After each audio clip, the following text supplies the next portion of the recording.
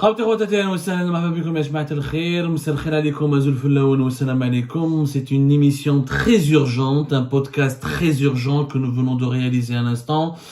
J'espère que vous allez être très nombreuses et nombreux à nous suivre parce qu'il y a trop de désinformation, trop de manipulation et je veux lancer un appel au calme. Calmez-vous s'il vous plaît. Calmons-nous, notre pays vient de basculer dans une nouvelle phase politique d'une extrême instabilité. Ce n'est pas le moment d'écouter les artificiers, ce n'est pas le moment de jeter de l'huile sur le feu, ce n'est pas le moment de s'abandonner ou de céder à tous les champs de la désinformation. Il faut comprendre les faits, d'abord les faits, ensuite prendre position petit à petit. Le pouvoir algérien vient de faire un véritable coup de théâtre, كما نقولوا هنا بالجزائرية خرجة من القصب.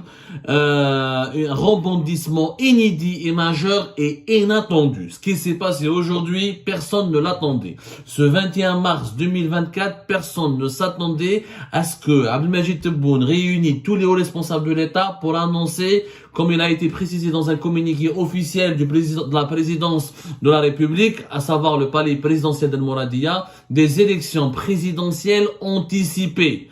Pour la deuxième fois de l'histoire de l'Algérie, l'histoire contemporaine, après les élections de 1999, l'Algérie va organiser pour la deuxième fois des élections présidentielles anticipées. Elles auront lieu le 7 septembre prochain, à savoir plus de 3 mois avant plus de 3 mois avant la date de l'expiration du mandat présidentiel de Abdelmadjid Tebboune. Alors que la loi électorale, la constitution en Algérie, les lois qui sont en vigueur dans le pays, normalement, les élections sont organisées durant le dernier mois de l'expiration, durant le dernier mois précédent l'expiration du mandat présidentiel d'Abdelmadjid Tebboune. C'est-à-dire que, au lieu d'organiser les élections les élections présidentielles entre le 19 novembre et le 19 décembre 2024, les élections auront lieu finalement le 7 septembre 2024. C'est une surprise majeure. Qu'est-ce qui s'est passé? Alors, les faits d'abord. Ensuite, nous allons vous expliquer ce que nous avons pu comprendre. Parce que pour le moment, aucune information n'est fiable à 100%. S'il vous plaît, je fais le piège de la manipulation. Alors, qu'est-ce qui s'est passé? Abdelmadjid Tebboune a fait une réunion. Il a présidé une réunion consacrée spécialement, une réunion dédiée. C'est une forme au départ, c'était une sorte de haut conseil de sécurité auquel on était habitué en Algérie en présence du président de la République, le chef de l'État et l'ensemble des responsables des services de sécurité et des institutions sécuritaires les plus importantes du pays. Cette fois-ci, ce n'était pas un haut conseil de sécurité. C'est pour ça qu'on a été trompé. On pensait qu'il allait avoir durant cette semaine un haut conseil de sécurité habituel avec l'armée, avec les généraux de l'armée, les responsables des services secrets, etc. Non, cette fois-ci, c'était Abdelmadjid Tebboune qui a convoqué donc le président du Parlement, le président du Conseil de la Nation, le Sénat, le président de la Cour constitutionnelle, le Premier ministre, le chef d'état-major de l'armée, Saïd Chengreha, le directeur du cabinet de la présidence, Boualem Boualem, le ministre de l'Intérieur et le président de l'autorité nationale indépendante des élections.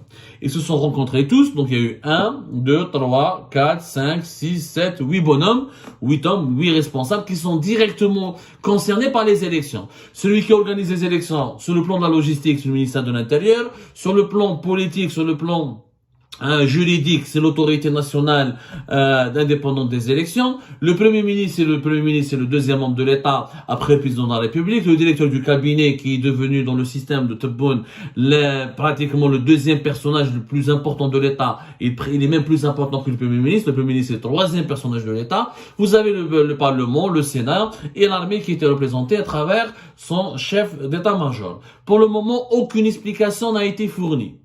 On annonce juste des élections présidentielles anticipées. Il y a deux sources. Il y a deux thèses qui expliquent cette annonce inattendue. Parce qu'une élection présidentielle anticipée, pourquoi c'est inattendu? C'est un marqueur d'instabilité. Il y a deux cas, il y a le peu de cas qui peuvent justifier l'organisation d'une élection présidentielle anticipée. Ce sont des cas liés essentiellement à une instabilité politique dans le pays, où le chef de l'État n'est pas capable de terminer son mandat. Donc il dit, je suis pas capable pour X raisons que nous allons analyser maintenant. Donc je préfère organiser une élection présidentielle anticipée et vous laissez le pays se préparer à désigner un successeur. Où il y a une menace d'insécurité, une menace d'un conflit, des tensions géopolitiques, des tensions internes, des tensions externes. Donc ça nécessite de désigner un nouveau président de la République ou là désigner de nouvelles institutions plus légitimes et plus fortes pour affronter les défis sécuritaires, les risques, les dangers externes ou internes ça peut être une crise économique, ça peut être une catastrophe naturelle, mais c'est généralement des problèmes sécuritaires et des problèmes géopolitiques où il y a une divergence majeure au sein d'un État, il y a une crise interne, il y a un président qui est trop contesté, et il y a une fronde, il y a une opposition qui est forte, il y a des manifestations populaires, et là on organise une élection présidentielle anticipée pour ramener de l'ordre, ramener du calme et essayer de désigner au plus haut sommet de l'État des personnes, des leaders, des nouveaux dirigeants qui sont capables de calmer, de ramener le calme, de restaurer la paix, de restaurer l'ordre public. Dans les trois cas, ce sont des cas d'instabilité majeure. L'Algérie, en l'occurrence, c'est surprenant et inattendu, il n'y a pas d'instabilité majeure. Il n'y a pas d'instabilité majeure. Il n'y a plus de Hirak, il n'y a plus d'opposition dans les rues, il n'y a plus de peuple qui manifeste chaque vendredi, qui réclame le changement et qui veut le départ du pouvoir. Il y a des problèmes externes. Nous avons des problèmes d'insécurité au niveau de nos frontières. Nous avons des crises diplomatiques, une situation de quasi-guerre avec le Maroc, une situation de quasi-rupture diplomatique avec le Mali, des menaces de problèmes sécuritaires au niveau de la Libye, au niveau du Niger. Mais ça n'a pas empêché d'organiser des élections. La seule différence avec 2019, c'est la situation hyper tendue et très violente avec le Maroc. Et la situation de très froide et la froideur, il y a la relation glaciale qui nous oppose au Mali. Mais mis à part ça, c'est pratiquement le même environnement géopolitique dans lequel l'Algérie avait organisé les élections présidentielles de 2019. La raison, elle est interne. La raison de cette organisation de cette élection anticipée, elle est interne, elle concerne Abdelmadjid Tebboune. Donc, nous avons consulté deux sources. Les premières sources qui nous assurent qu'Abdelmadjid Tebboune ne veut pas continuer, n'est pas prêt de terminer son mandat. Plutôt, il ne peut pas faire un deuxième mandat. Il n'a pas pris de décision encore. Il est indécis. Il semble que physiquement, il est malade, qu'il est très âgé et qu'il aurait pris conscience de la nécessité de s'occuper de sa famille et de sa personne et qu'il ne pourrait pas continuer de faire son deuxième mandat. Et comme il n'a pas envie de continuer son deuxième mandat ou de faire un deuxième mandat, on ne peut pas attendre jusqu'à la fin de l'année dans l'incertitude.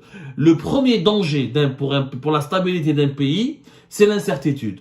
Surtout dans les pays africains et arabes, quand il y a une élection présidentielle, généralement dans les pays de la rive sud de la planète, notamment du continent africain, quand durant l'année électorale, le chef de l'État n'a pas annoncé son intention de se représenter, ne veut pas briguer un deuxième mandat, ou ne semble pas capable de briguer un deuxième mandat, ou que son entourage est divisé, comme c'est le cas de l'entourage d'Abdelmadjid Tebboune, où il y a un doute avéré sur la capacité du chef et du président à briguer un deuxième mandat, et c'est très mauvais. Cette incertitude crée un manque de visibilité, crée ensuite des guerres de clans, des rumeurs, de la déstabilisation. D'autres potentiels successeurs veulent afficher leurs ambitions. Il y aura des bagarres pour qui va succéder à Abdelmadjid Tebboune, parce qu'Abdelmadjid Tebboune, jusqu'à maintenant, on est à la fin du mois de mars 2024, n'a pas encore annoncé ses intentions. Donc, il est possible, je dis bien qu'il est possible, ne me faites pas dire ce que je n'ai pas dit. Ce n'est pas encore sûr, on n'a pas la confirmation, ni la certitude, que Abdelmadjid Tebboune ne fera pas de deuxième mandat ou n'a pas envie de rester. Il est possible que l'organisation de cette élection présidentielle anticipée, le 7 septembre, ça veut dire que le corps électoral va être convoqué le 8 juin 2024 et que la campagne électorale se déroulera en plein mois d'août, ce qui est exceptionnel, ce qui est très difficile. Organiser des élections au mois d'août, je vous rappelle qu'en 2019, les élections avaient été reportées jusqu'à décembre 2019. Parce qu'il n'était pas possible, justement, de réunir toutes les conditions agréables, toutes les conditions nécessaires pour organiser des élections présidentielles en plein été, alors que normalement, après les avoir annulées en avril 2019, elles devaient avoir lieu au milieu de l'été, entre juillet et août 2019. Donc, le fait, c'est possiblement qu'Abdel Majid Tebboune prépare les Algériennes et les Algériens à l'idée qu'il ne va pas terminer, qu'il ne va pas rester au pouvoir et qu'il va rendre le tablier. Mais c'est pas confirmé officiellement. La deuxième thèse, que d'autres sources, et là nous sommes en plein, c'est pour ça que la situation est très tendue, et c'est pour ça que je n'ai jamais cessé, et c'est pour ça que j'ai commencé à faire beaucoup de pression, et à faire beaucoup d'enquêtes, et beaucoup d'investigations sur les enjeux liés aux élections présidentielles de 2024, quand on comprend l'invisibilité et l'incertitude, et que nous ne pouvons pas nous permettre une crise politique similaire à celle de 2019, ils auraient été souhaitables qu'Abdel Majid Tebboune qui parle dès maintenant. Parce que là, c'est pas clair. D'autres sources, qui sont les plus proches du président Abdel Majid Tebboune et de son entourage, ils disent non, ne vous inquiétez pas, il y aura un deuxième mandat. C'est juste Tebboune n'a pas envie d'attendre la fin de l'année pour organiser les élections. Il a envie de prendre tout le monde au dépourvu. Comme il sera le seul, comme il a un avantage sur les autres, il va pas laisser, en organisant des élections juste à la fin de l'été, il y aura pas beaucoup de concurrents qui pourront se représenter, qui pourront le concurrencer, qui pourront le défier. Ça risque de passer comme une lettre à la poste.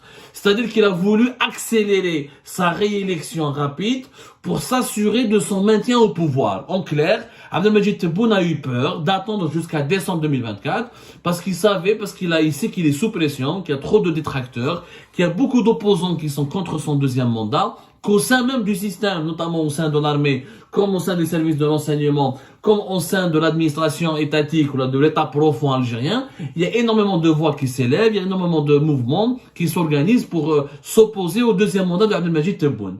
Abdel Majid Tebboune, en organisant des élections anticipées, il veut leur couper l'herbe sous les pieds. يعني يقص الحشيش تحت رجليهم يحفر لهم يعني يكسر لهم رجليهم en termes clairs il a voulu les piéger, il veut gagner du temps pour lui-même, comme ça s'il annonce qu'il brigue son deuxième mandat dans les jours à venir, il a largement les moyens nécessaires puisqu'il a l'emprise sur l'État, il a la fonction, les clés du pouvoir sont entre ses mains, donc il a largement les moyens d'organiser sa propre réélection sans donner du temps à ses opposants, parce qu'il faudrait que ses opposants s'organisent, il faudrait que des personnalités politiques manifestent leurs intérêts, il faudrait que les personnalités politiques s'engagent contre lui, il faudrait qu'elles réunissent des moyens logistiques, financiers pour préparer la campagne électorale, il faudrait que ses adversaires commencent. S'ils veulent empêcher son deuxième mandat, il faudrait qu'ils le sabotent. Il faudrait qu'ils lancent des campagnes politiques, médiatiques, qu'ils essayent de dresser des obstacles pour empêcher le deuxième mandat. Mais justement, si Abdel Majid Tebboune organise des élections le 7 septembre, il ne va pas laisser à ses adversaires le temps nécessaire de lui dresser des obstacles. Voilà. Là, on est en plein mois de Ramadan. Le pays est à l'arrêt, il fonctionne à un rythme très amoindri.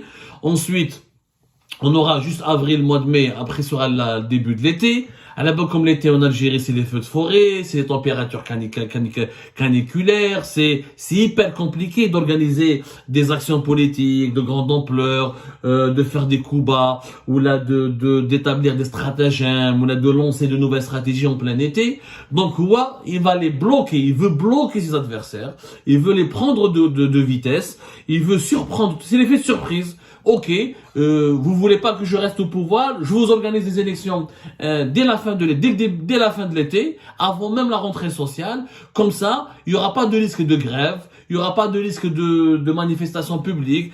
La rentrée sociale en Algérie, une rentrée sociale avant les élections présidentielles, c'est toujours très risqué. Chef Nahaf 2019, la rentrée sociale entre septembre et décembre 2019, il y a eu énormément de manifestations, énormément de tentatives de grève, de mobilisation. Il y avait les étudiants le mardi, il y avait la population qui manifestait le vendredi. Donc lui, il veut éviter ce scénario cauchemardesque qui va compromettre le deuxième mandat en organisant une campagne électorale pendant l'été, là où les enfants seront en vacances, les écoles seront vides, les universités seront vides, les étudiants, je vous rappelle, sont pratiquement plus de 1,5 million de personnes quand même, hein. Donc les étudiants, c'était l'une des forces motrices de toutes les contestations populaires en Algérie. Donc les universités seront vides, les résidences universitaires seront vides, il y aura pas mal de périodes, c'est des périodes de congés. Ce sera des périodes de congés, donc les entreprises seront aussi vides. Donc faire des grèves ou lancer des manifestations populaires au mois d'août et pendant l'été, ça ne va pas marcher parce qu'il n'y aura pas cette capacité de mobiliser, cette capacité de fédérer autour de soi ou autour d'un projet de contestation politique énormément de monde. Parce qu'on sera en plein mois d'août, en plein mois de juillet, les Algériens vont quitter les étudiants vont rentrer chez eux, et les départs vers les wilayas, il y aura l'Aïd el-Kbir juste avant, il y aura en plus des problématiques, des contraintes climatiques, surtout dans les wilayas de l'intérieur du pays, il fera très très chaud, des températures entre 40 et 45 degrés, ce sera pas facile de manifester sur la canicule, ou d'organiser des actions politiques des coups de poing pendant la canicule. Donc lui, il veut réunir toutes les conditions, il veut réunir un contexte le plus favorable pour son deuxième mandat. Et c'est effectivement intelligent. Si c'est le cas, c'est intelligent de sa part. Parce que attendre la fin de l'année, après la rentrée sociale, après la rentrée scolaire, après la rentrée universitaire, avec tous les problèmes économiques qui vont s'accumuler, avec tous les problèmes avec tous les problèmes sociaux qui risquent d'éclater. Donc lui, il risque d'y avoir un tsunami de problèmes politiques et sociaux qui pourrait compromettre son projet de deuxième mandat. Donc il est fort possible qu'il a fait ce calcul, il s'est dit, je surprends tout le monde, j'organise les élections le 7 septembre, en plein été la campagne électorale, tout le monde sera fatigué, c'est très compliqué de faire des déplacements et d'organiser des meetings et des bains de foule pendant l'été, pendant le mois d'août, et comme ça, j'organise une élection insipide, fade, durant laquelle il n'y aura pas beaucoup de candidats, en tout cas pas de poids lourds, et je protège mes arrières, et j'assure ma reconduction automatique à la tête de l'État bien avant la fin de mon mandat. Et s'il y a une crise politique, ou s'il y a des contestations populaires, ou s'il y a une explosion d'émeutes, le pouvoir, notamment le clan Tebboune, disposera quand même de 3 mois, légalement, Abdelmajid Tebboune est encore président jusqu'au 19 décembre 2024. Mis à part un coup d'État, personne ne peut l'éjecter. Voilà. À l'exception d'un coup d'État, personne ne pourra le destituer. Pour le destituer, il faudra qu'il y ait des crises et des problèmes d'instabilité ou des grandes contestations. Et encore, il est là au pouvoir jusqu'au 19 décembre. De septembre à décembre, il a largement le temps de contrecarrer, de riposter, de réagir à des attaques, à des processus de déstabilisation si on veut l'empêcher de faire un deuxième mandat. C'est les informations dont nous disposons. Moi, mes sources les plus informées, les mieux renseignées, les mieux introduites au sein du pouvoir algérien penchent vers la deuxième thèse, c'est-à-dire vers une ruse diabolique de Abdelmajid Tebboune pour lui permettre de rester pour lui permettre de préparer son deuxième mandat et conserver son pouvoir en organisant une élection la moins disputée, la plus contrôlée, la plus surveillée et avec le moindre de dégâts possible, avec le moins de risques de contestation possible. Je vous le cache pas, à 70%, c'est ce scénario. Parce que si Abdelmajid Tebboune voulait abandonner et faire comme Yamin Zerouel, la première fois on avait eu des élections anticipées, je vous rappelle, c'était en 1998, dès septembre 1998, Yamin Zerouel a annoncé sa volonté de ne pas terminer son mandat et qui devait se terminer en novembre 2000 tout court, pardonnez-moi, parce qu'il a été élu en 1995. Il n'a pas terminé son mandat, il a dit voilà, en février 1999, je rends le tablier et je pars, je ne veux plus rester président parce qu'il y avait une volonté manifeste qui a été assumée par Yamin Zerouel de partir. Zerouel l'a exprimé plusieurs mois, dès septembre 98. Là, nous sommes au mois de mars 2024. Abdelmajid Tebboune annonce des élections pour septembre 2024. S'il voulait réellement partir, s'il voulait pas faire son deuxième mandat, il aurait déjà donné des signaux. Là, il n'y a pas de signaux. Mais à part sa maladie, son âge très avancé, son mauvais bilan, les quelques divisions qui rongent son clan et la crainte de subir une vague de protestation à cause de l'accumulation des problèmes socio-économiques dont souffre le pays, il n'y a pas de signaux qui indiquent que Abdelmajid Tebboune ne va pas faire dans son deuxième mandat. Donc, l'analyse, les faits sont les suivants. 70% c'est une ruse pour rester au pouvoir. Grande surprise, mais on n'est pas à l'abri d'une grande surprise. Il est posé qu'Abdelmajid Tebboune, son état de santé surtout, parce qu'il y a deux entourages de Tebboune. Il y a l'entourage familial, il y a l'entourage politique. L'entourage politique de Tebboune tout le monde veut que Tebboune reste pour un deuxième mandat. L'entourage familial, il est beaucoup plus divisé, beaucoup plus contrasté, beaucoup plus fragilisé. Plusieurs membres de sa famille veulent qu'il ne fasse pas un deuxième mandat parce qu'il est très âgé et très malade. En tout cas, d'ici 48 heures, 3 jours, nous menons nos investigations, on aura les réponses nécessaires à ces deux questions. Ruse machiavélique ou une préparation de l'opinion publique pour annoncer son futur départ du pouvoir algérien.